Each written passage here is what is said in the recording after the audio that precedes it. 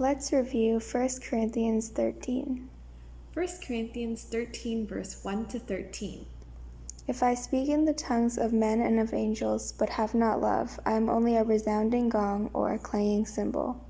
If I have the gift of prophecy and can fathom all mysteries and all knowledge, and if I have a faith that can move mountains, but have not love, I am nothing. If I give all I possess to the poor and surrender my body to the flames, but have not love, I gain nothing. Love is patient, love is kind. It does not envy, it does not boast, it is not proud.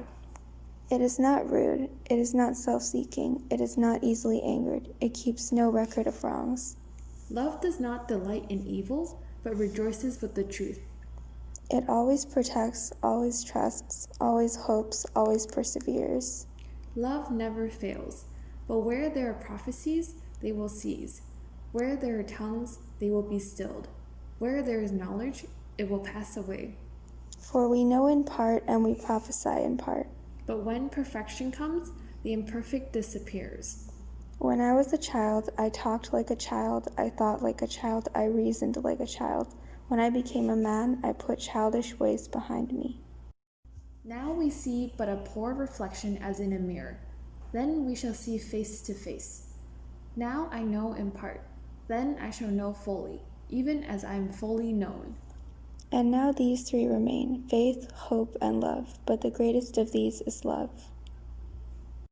Before we move on to practice these verses, let's take a moment to understand the meaning of this passage. This was written by Paul, and he was trying to show the Corinthians that even though spiritual gifts may be impressive, they do not mean anything without love for God and other believers. This can be seen in verses 1 to 3, as Paul writes about spiritual gifts such as tongues, prophetic powers, and spiritual knowledge, and how without love one will gain nothing from these gifts. In verse 3, he also mentions that even though spiritual activities, such as giving everything you own to the poor or sacrificing your own life, gains a person nothing if not given in love. This is because God cares more about our attitude and motivation for the things we do, more than simply doing things that appear spiritual. But what kind of love is he speaking of? It is God's love, his unconditional love. In verses 4 to 7, Paul uses positive and negative statements to describe what love is and what it is not. God's love is patient and kind. It is not boastful or proud, or rude or easily angered. This is a type of love we should apply in our lives, especially while serving God and other believers.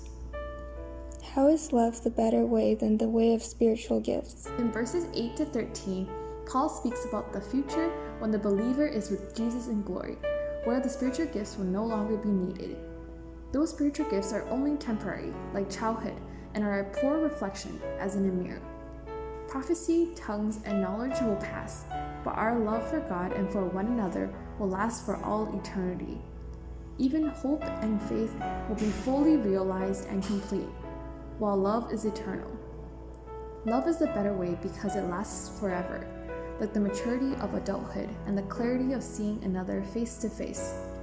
Let us all pursue the way of love, obeying Jesus' command to love God and love others as we await his return. Now it's time to practice. Pause the video and try to memorize the whole chapter. Good job! You've memorized the whole chapter.